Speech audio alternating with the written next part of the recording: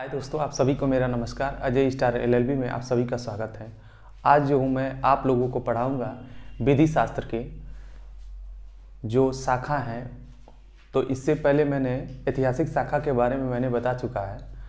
आज मैं पढ़ाऊँगा आप लोगों को विश्लेषणात्मक शाखा के संबंध में। बताएंगे कि विश्लेषणात्मक शाखा के संस्थापक कौन हैं, उसके समर्थक कौन हैं, उसके आलोचक कौन हैं और विश्लेषणात्मक जो शाखा है उसकी विशेषताएं क्या हैं।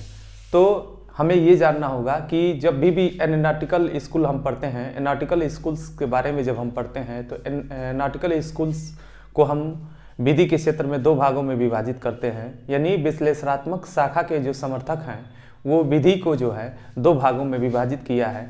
तो उन्होंने विधि की जो व्याख्या किया है, तो एक जो विधि की व्याख्या किया है संप्रभुता के समाधि आदेश के रूप में किया है और दूसरा विधि की व्याख्या जो है एक नियमों के रूप में किया है। तो हम सबसे पहले ये जानेंगे कि विश्लेषणात्मक शाखा के जो संस्थापक जो रहे हैं जॉन ऑस्टिन और जर्मी बेंथम, ये जो है संप्रभुता के आदेशात्मक सिद्धांत का ये समर्थन करते हैं।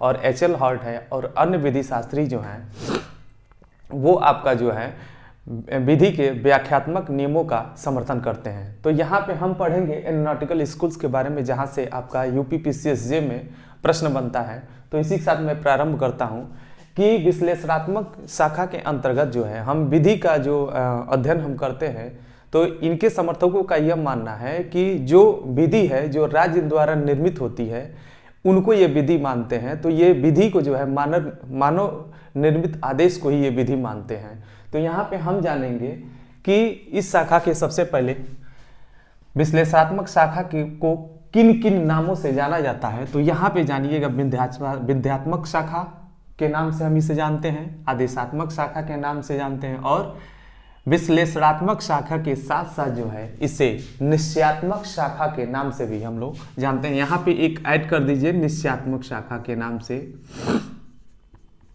निश्चयात्मक या यात्मक, यहाँ निश्चयात्मक शाखा के नाम से जाना जाता है। यानी पॉजिटिव लॉ के नाम से भी विश्लेषणात्मक विचारधारा को जाना जाता है। तो ये विभिन्न विधि शास्त्रियों ने विभिन्न यानी इस शाखा को विभिन्न नामों से संबोधित किया है।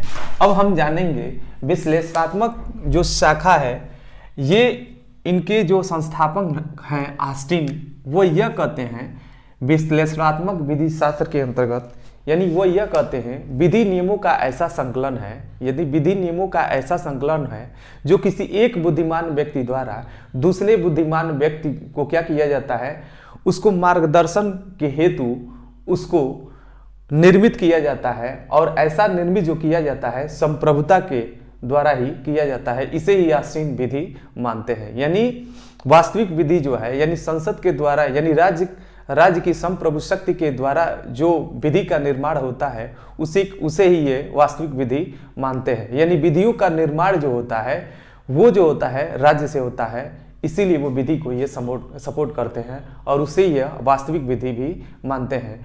इसमें पढ़ने में इससे अब पढ़ाएंगे आगे जब है इसमें उनके संप्रभुता के समादेश के सिद्धांत यानी आदेशात्मक सिद्धांत के जो तीन तत्व जो विद्यमान है उसके बारे में पढ़ाएंगे। और भी जहाँ से क्वेश्चन छोटे छोटे क्वेश्चन आते हैं उसके बारे में बताएंगे, लेकिन हम एक सीक्वेंस चलते हैं तो अच्छा रहता है। तो यहाँ देखिए विश्लेषणात्मक विचारधारा को विभिन्न नामों से जाना जाता है, विध्यात्मक, आदेशात्मक, विश्लेषणात्मक, प्रमाणवाद, निश्चयात्मक। इसके संस्थापक हम मानते हैं ऑस्टिन को माना जाता है इसके संस्थापक। और यहाँ यह भी प्रश्न करता है कि आंग्ल विधि शास्त्री या अंग्रेजी विधि शास्त्री भी जो है ऑस्टिन को ही माना जाता है, यानी प्रवर्तक, जन्मदाता या जनक इन्हें ही मानते हैं। इनके प्रमुख समर्थक कौन है इस शाखा के, यानी विश्लेषणात्मक यानी एनालिटिकल स्कूल्स के समर्थक कौन कौन है। तो जर्मी बेंथम होते हैं, ऑस्टिन होते हैं, शामन होते हैं, हालैंड होते हैं, केल्सन होते हैं आदि विभिन्न जो है विधि शास्त्री हैं। एच.एल. हॉर्ट का वगैरह इन सबका नाम आता है लेकिन वो आलोचक के रूप में आते हैं, ये विधि शास्त्री हैं। अब जानेंगे आलोचक, यानी इस शाखा की आलोचना किनके द्वारा की गई है, किन किन विधि शास्त्रियों ने इनकी आलोचना की है। तो यहाँ हम जानेंगे, आप देखिएगा पहला नाम आता है हेनरी मेंशन का, हेनरी मैन का आता है, सेवनी का आता है, ब्राइस का आता है, पुला का आता है, एच.एल. हॉर्ट। यानी मुख्य रूप से अगर देखा जाए विश्लेषणात्मक शाखा की आलोचना के रूप में अगर सबसे अग्रणी कोई व्यक्ति रहा है तो वो रहा है एच.एल. हॉर्ट। ये सबसे अग्रणी रहे हैं, और हेनरी मैन रहे हैं सर, और सेमली रहे हैं। क्योंकि ये जो है ये शाखा के जो भी समर्थक हैं, यानी ऑस्टिन जो संप्रभुता का समादेश के सिद्धांत का प्रतिपादन किया है, यानी राज्य द्वारा निर्मित विधि को ही विधि मानते हैं, न ही वो ऐतिहासिक विचारधारा को स्वीकार करते हैं, यानी रूढ़ि प्रथाओं को ये विधि नहीं मानते हैं, बिल्कुल ये नकारते हैं, और नैतिकता को भी उससे अलग करने का ये प्रयास करते हैं, वो इस श्रेणी के अंतर्गत नहीं आता है। अब यहाँ हम जानेंगे विश्लेषणात्मक जो विचारधारा है, यानी उसके समर्थक हैं, विधि को किस रूप में वो स्वीकार करते हैं, वो क्या बताते हैं, विशेषता क्या बताना चाहते हैं, तो उसके बारे में हम लोग पढ़ेंगे। वो विधि के क्षेत्र में जो विशेषता बताते हैं, वो उनका यह मानना है, जो भी विश्लेषणात्मक विचारधारा के समर्थक हैं उनका यह मानना है, विधि जो है मानव द्वारा निर्मित एक आदेश होता है, जिसका राज्य के जो जनता होती है उसका स्वेच्छा से पालन करती है। और क्या है, वो क्या करते हैं, दूसरा क्या कहते हैं कि विधि और नैतिकता एक दूसरे से पूर्णतः भिन्न है। वो कहते हैं कि विधि का संबंध नैतिकता से बिल्कुल सेपरेट है, ये पृथक है। विधि अलग है जो संप्रभु शक्ति द्वारा निर्मित की जाती है, यानी राज्य की संप्रभुता द्वारा निर्मित की जाती है, और नैतिकता दोनों से ये क्या है, भिन्न है। और वो किसको विधि मानते हैं, विधि जैसी कि वह है उसको विधि मानते हैं, यानी एज इज, यानी एज इट इज को ही विधि, जैसी की विधि है उसको मानते हैं, जबकि जैसी कि वह होनी चाहिए विधि को स्वीकार नहीं करते हैं। यानी एज इज का मतलब यह हुआ विधि जैसी कि वह है, इसका मतलब होता है वास्तविक विधि। यानी वास्तविक विधि तब हम किसे कहेंगे, तो जो संसद द्वारा निर्मित विधि होती है उसे ही हम वास्तविक विधि कहते हैं। यहाँ पे ये जानिएगा, और विधि की जैसी होनी चाहिए, यानी फ्यूचर में वो जो स्वीकार करते हैं भविष्य में कैसी होनी चाहिए, वो चीजें नहीं वो स्वीकार करते हैं। व्यवहारिक में वास्तविक रूप में विधि कैसी होनी चाहिए, जो व्यवहार में चल रहा है, प्रचलन में जो विधियां चल रही हैं उसको वो रियल में विधि मानते हैं। इसीलिए यहाँ पे देखिएगा वो दोनों में अंतर मानते हैं। अर्थात कहने का मतलब यह है, वास्तविक विधि को ही अपने अध्ययन का केंद्र बिंदु जो है ऑस्टिन जो है या उनके समर्थक हैं उसको विधि के रूप में उनकी विशेषता बताते हैं। यानी पहला हो गया, दूसरा हो गया, तीसरा हो गया। और तीसरा में देखिए उन्होंने क्या कहा है कि उन्होंने विश्लेषणात्मक शाखा के जो समर्थक हैं उनका यह मानना है कि विधिक सिद्धांतों का परीक्षण तथा अर्थान्वयन किया जाना आवश्यक है। यानी विश्लेषणात्मक शाखा में यह होता है कि जो भी विधि के मूल नियम होते हैं, यानी उसके सिद्धांतों का हमें क्या करना चाहिए, परीक्षण भी करना चाहिए। उसकी उचित अनुचित को वो ध्यान नहीं देते हैं, लेकिन उसका परीक्षण करना चाहिए जिस बिंदु के संबंध में, और क्या करते हैं उसका सही अर्थ भी निकालना आवश्यक है, और सही अर्थ निकालना वो मानते हैं। और क्या करते हैं, न कि वह इन सिद्धांतों के, यानी वैदिक सिद्धांतों के ऐतिहासिक उद्गम, विकास और नैतिकता या सामाजिक ध्येय या उनके सामाजिक प्रभाव पर वो विचार किया जाना आवश्यक समझते हैं। उनका यह मानना है कि हम विश्लेषणात्मक शाखा के अंतर्गत जो है ऐतिहासिक उद्गम के बारे में, न ही उसके विकास के बारे में, न ही उसके नैतिकता सामाजिक ध्येय के बारे में या उस पर क्या प्रभाव पड़ने वाले उसके बारे में हम आवश्यक रूप से विचार नहीं करते हैं, लेकिन हम उन विधिक सिद्धांतों यानी उसका परीक्षण, उसका सही अर्थ है और निकालने के लिए उसको हम विशेषता के रूप में स्वीकार करते हैं। नेक्स्ट क्या है, विधि जो है किसी देश की विधि व्यवस्था में स्वयं में परिपूर्ण होती है। तो किसी भी देश की सही बात है कि जो उस देश की राज्य के द्वारा जो भी निर्मित विधि होती है, यानी जो राज्य की संप्रभु शक्ति के द्वारा जो है किसी विधि का निर्माण किया जाता है, तो वो अपने आप में ही क्या होता है, उस देश की विधि क्या होते हैं, ऑलरेडी परिपूर्ण होती है। किसी बाहरी चीज़ों को लेने की, यानी तत्व को लेने के लिए, रूढ़ि प्रथाओं को लेने की या नैतिकता को जरूरी नहीं होती है, न ही उसे समाज से प्रभावित करने की जरूरत होती है। यानी राज्य की संप्रभु शक्ति के द्वारा जो विधि बनाई जाती है अपने आप में पूर्ण होती है, वही काफ़ी है उस देश की शासन व्यवस्था को चलाने के लिए, उसे ही वो विधि मानते हैं। अब हम जानेंगे पांचवा, देखिए क्या कहता है, यानी पांचवा देखिए कहता है साक्ष्य, यानी जो विधि है, यानी विश्लेषणात्मक शाखा के समर्थक हैं, जो विधि है वो उनका मानना है साक्ष्य और तर्क पर आधारित निर्णय जो है नैतिकता पर आधारित निर्णय से कहीं अधिक उत्कृष्ट एवं प्रभावकारी होते हैं, ये उनका मानना है। यानी वो बोले हैं कि विधि हम उनको मानते हैं जो तर्क पे आधारित हो, साक्ष्य पे आधारित हो, जो नैतिकता से उसका महत्व जो हमेशा क्या रहेगा, उत्कृष्ट रहेगा, सर्वोच्च रहेगा।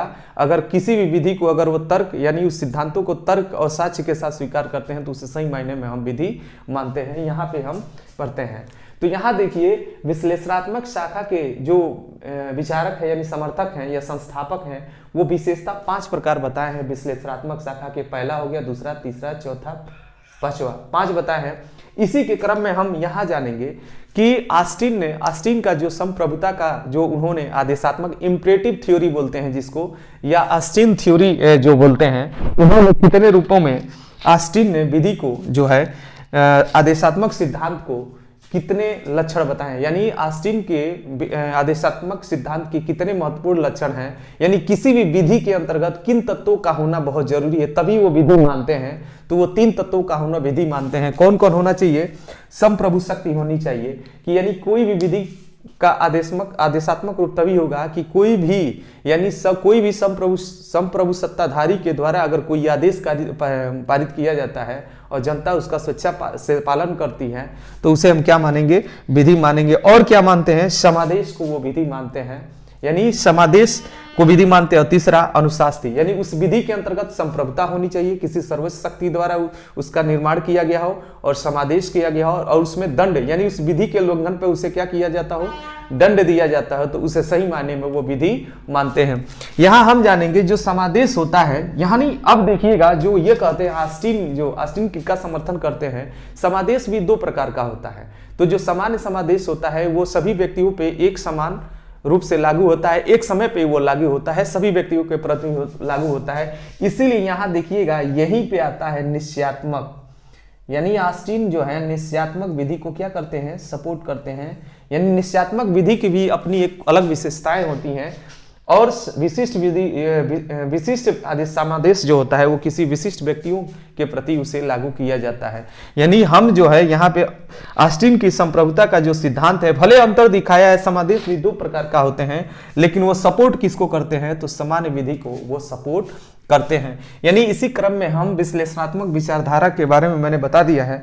जब हम आगे पढ़ेंगे तो उसमें ये बताएंगे कि ऑस्टिन महोदय जो है निश्चयात्मक विधि पे विचार करते हैं। दूसरी, उससे प्री में क्वेश्चन आता है, वो उचित अनुचित पे ध्यान नहीं देते हैं कि क्या उचित है क्या नहीं। जो संप्रभु शक्ति के द्वारा विधि का निर्माण कर दिया जाता है और जनता का ये संप्रभु शक्ति का आदेश हो जाता है, जनता जो है उस विधि का क्या करे? पालन करना है। अगर जो व्यक्ति जो है यानी संप्रभु शक्ति के आदेश का अगर पालन नहीं करता है तो ऐसी स्थिति में उसे क्या किया जाएगा? उसे दंडित किया जाएगा, और ये दंड कारावास के रूप में, यानी अनुशास्ति किया जाएगा। ये कारावास के रूप में हो सकता है, या मृत्यु दंड के रूप में हो सकता है, या अन्य किसी सजा के रूप में उसे दंडित किया जाएगा। अब इसी के क्रम में जर्मी बेंथम ने उपयोगितावाद के सिद्धांत का भी प्रतिपादन किया है। और भी चीजें हम बताएंगे जो आगे जो है नेक्स्ट वीडियो हम बनाएंगे। ये आपका पहले फर्स्ट पार्ट का हम वीडियो बना रहे हैं। मेरे वीडियो को ज़्यादा से ज़्यादा लाइक करें, शेयर करें, सब्सक्राइब करें और ज़्यादा से ज़्यादा इसको शेयर करें, ताकि जो भी पीसीएस की तैयारी कर रहा है इसका नोटिफिकेशन उन तक पहुंच जाए और आपको बहुत एक अच्छे से तैयारी हो सके। आपका पीसीएस का भी एग्जाम आ गया है नज़दीक, और ज़्यादा से ज़्यादा हम वीडियो अपलोड कर दे रहे हैं। मेरे चैनल को लाइक करें। बहुत बहुत धन्यवाद।